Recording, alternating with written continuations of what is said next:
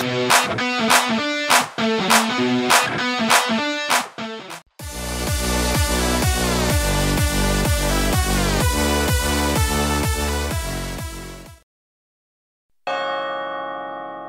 you propose that in spite of demonstrable infidelity on your part, your unoffending wife should be tossed out on her ear.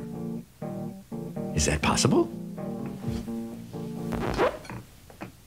It's a challenge. Background action. And action. The project's probably been in the works about at least 8 years. We originally did it as a writing job for Universal. It seemed forever, and what had happened is I got their very first draft on the script and loved it. I just thought it's exactly what's going on in America right now. I saw an ad in the paper, no-fault divorce. 2-week divorce without a lawyer. Made me sick to my stomach. And then it came back to us. Eventually, they relented. They said, okay, we would direct it. It wasn't really intended for us to direct. It might be too commercial for us. I said, well, that's the good news. It was sort of the combination of doing this with George that got us interested in directing it ourselves. I thought that seemed like a really fun thing to do, and certainly with these guys, it was the way to do it. So I thought it was a great opportunity. But madam, who is the real victim here? And I told the Coen brothers about Catherine, and they immediately jumped on that page, and she was eager to work with them, and it just came together. They're so good with people. They're so good with characters, the way they write, they form a character right through. So it becomes easy to read it off the page because it's kind of there in black and white. I could have just started that. It was worth it. Well, I think what makes it mainstream is you have the mainstream movie stars that you're dying to see get together, these two fabulous movie stars. But it seems just the Coens, what they do to it is they add their irreverence into it, and they make it so hard to know or predict how that will ever happen. But the commercial part of it is that they do get together. It's just sort of a function of how they get together. Well, it's a flat-out comedy about divorce lawyers in marriage, which is really the subject of most of the sort of great screwball comedies. My client is still prepared to consider reconciliation. It's a staple of comedies, you know, the hard-hearted woman, soft-headed man, and Clooney is definitely the soft-headed man, and Catherine's the hard-hearted woman. But no more sentiment, darling. It's a pleasure to see someone like George, you know, execute a Danny Thomas. What are you after, Freddie?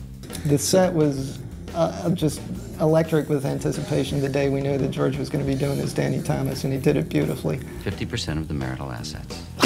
It's been an opportunity for us to work with actors that we hadn't worked with before, Catherine included, and that's actually been one of the pleasures of doing the movie. And truly, Joel and Ethan are brilliant at so many things, particularly understanding the fine art of casting, because I think the chemistry between George and Catherine couldn't be more perfect. You fascinate me. Catherine Zeta-Jones is stunning. She lights up a room.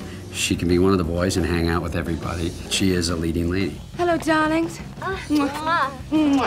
So, you and Rex are... Well, as my private investigator tells me, we're gonna nail his ass.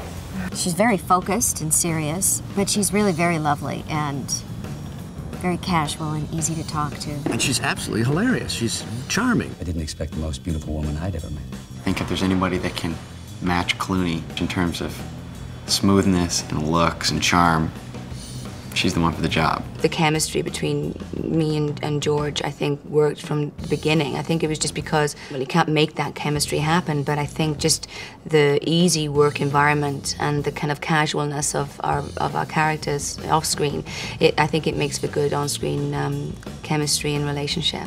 Ladies, you'll excuse us. We have to talk. Do you like gladiator films? Although in this movie, George's character is more concerned with how his teeth look. Oh yeah, he's all about his teeth. So he's always getting his teeth cleaned. Hey, it's me. Any messages? Miles is sort of coming to this crossroads in his life where he's only served divorce. Good God, Miles, what are you looking for? I don't know. Suddenly he's falling in love and things are changing and his world is changing.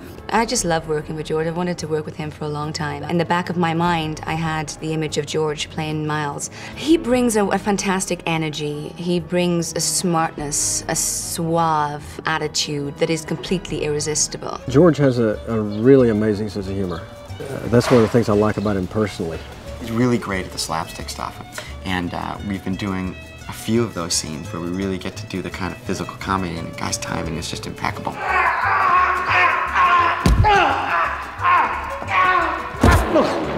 The casting was different in the respect that in almost every other movie we've ever done, we've written for particular, at least some of the parts, for particular actors. Well, the Howard Doyle character is a loud, ignorant, rich Texan. I guess that's the best way to describe him. Now, I myself went to Texas A&M. I'm an Aggie. Business? Tight end. You know, he's playing the supporting character, but it's kind of an indelible character. Miles, this will be a small operation, a boutique. Let me tell you what they... If you were to look at those old screwball comedies, he's sort of playing the Ralph Bellamy part. Howard? Can see the mechanical marvel. I have no prenup. You have no prenup. That's a cat.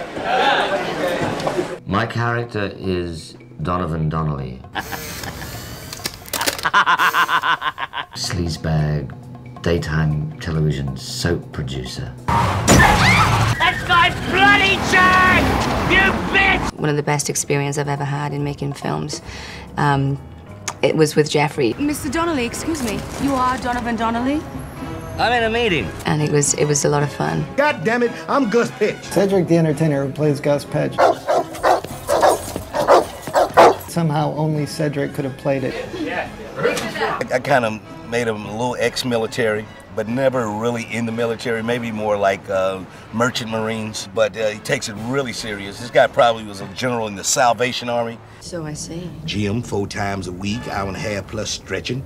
Life cycle, life step, life circuit. I'm in the middle there trying to help each person get information on the other person. And those Rottweilers were a menace, man. I told you she had dogs. You ain't tell me they had a hard-on for Anus Africanus? I see ass. I nail it. My ass nail it. I didn't know Dimitri had a beach house. Neither did I until my lawyer found it. She marries rich men, and she gets lots of money in the settlements, and this is what she does. They left you with nothing. Makes you wonder about the entire legal system. Like Rodney, what's his name? So she sits alone in her 46-room mansion. Oh! What is it? With her ulcer. I have medication, but I can't take it before elective surgery. And she has absolutely no happiness at all in her life. You could see people. I'm telling you, honey, getting laid is financial Russian roulette. Rex Rexroth is an eternal optimist. Ed's doing great. The majority of the work he does in this movie is with very scantily clad, buxom young women. And filming it was kind of an exercise because you're bouncing up and down. It's not quite like a trampoline. These are mattresses. And the girls are right next to you bouncing, bouncing, bouncing. I'm working on the railroad. So he's been having a good time. He's adorable. And he's an idiot. I'm not sick. You're the one who's sick. When we need a lawyer, we usually call on Richard Jenkins. He doesn't seem to be as good as he thinks he is. Objection, Your Honor. Grounds? Poetry recitation. At every turn, he's outgunned, and it just aggravates him. The way he plays Freddy is this kind of neurotic, I could break at any moment kind of quality. Freddy! Freddy! Best way to describe Wrigley is he takes his job very seriously. He's very good at what he does. My client is prepared to consider a reconciliation. Paul Adelstein was the end of our great talent search for Wrigley, George Clooney's sidekick. Rex Rexroth, you kept everything, you win, no compromise? Isn't that what you wanted? Wrigley completely worships the ground that Miles walks on. Everything that he has is kind of a knockoff of what Miles has. I'm not sure that I actually follow. He's very, very far from being like Miles. And he just can't help crying hysterically at every wedding he goes to because he's such a softie on the inside. Cut. That's a cat. Filmmakers usually have a period of time that they are performing at their best. They somehow have managed to transcend all of that, and they keep making interesting films. Cheesy bastard!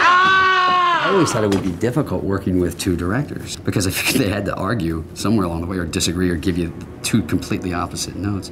But they don't. They work in perfect unison. To me, Joel and Ethan are the coolest, purest filmmakers in modern movies. For being so enormously talented, they're equally humble and unpretentious. Well, I think with all the Coen Brothers movies, they're always entertaining, they're always funny, there's always some edge to them.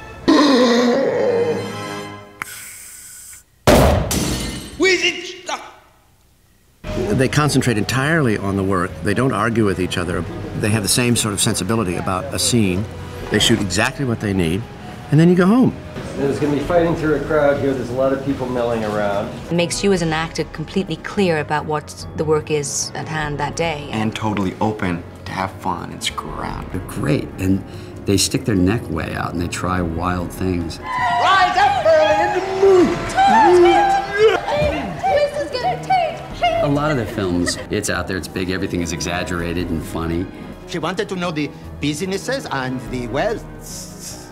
The wealths. Can I say these wealths? It's never, oh, okay, this is a regular scene. How can we make it a Coen Brothers quirky or the Coen Brothers this way? It's never like that. It's just kind of comes as it comes. There's a darkness to it. There's a romp to it. Darling, you're exposed. Sitting duck. But I hope people just enjoy it and have fun with it. I love you, man. And then go home and look at their marriage. Most romantic.